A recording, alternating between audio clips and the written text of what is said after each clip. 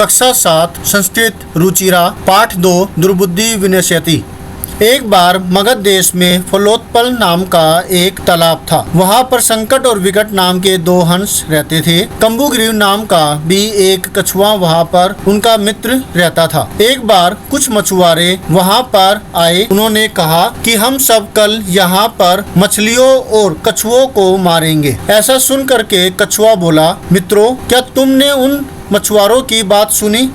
अब मैं क्या करूँगा? दोनों हंस बोले, सुबह जो उचित होगा वह करेंगे। कछुआ बोला, ऐसा नहीं है, ऐसा कुछ करो कि मैं किसी तरह से किसी और तालाब में चला जाऊं।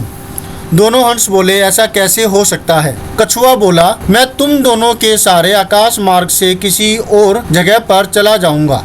दोनों हंस बोले, यह कैसा उपाय है? कछुआ बोला, तुम दोनों लकड़ी को अपनी चोंच से पकड़ लोगे।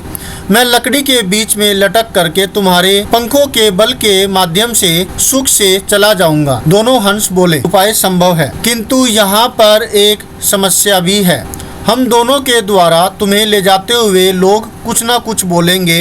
यदि तुमने उत्तर दिया तो तुम मारे जाओगे, इसलिए यहीं पर रहो। यह सुनकर के कछुआ गुस्सा हो जाता है। क्या मैं मूर्ख हूँ? उत्तर नहीं दूंगा, कुछ भी नहीं बोलूँगा।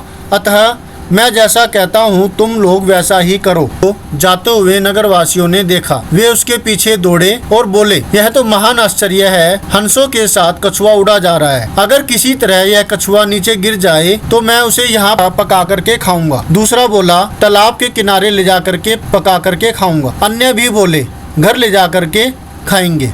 उनके वचनों को सुन करके कछुआ गुस्से में आ जाता है और वो बोला, तुम सबके सब राख खाओ। मित्रों की बात को भूल करके उसने ऐसा कहा। उसी क्षण कछुआ लकड़ी से नीचे जमीन पर गिर जाता है। वह लोगों के द्वारा मारा जाता है। कहा भी गया है, अच्छे दिल वाले, हित कामना करने वाले जो अपने मित्रों की बात को नहीं सुनते हैं, वह दुर्बुद्धि नाम के कछुए की तरह लकड़ी से गिर करके नष्ट हो जाते हैं, विनाश को प्राप्त होते हैं।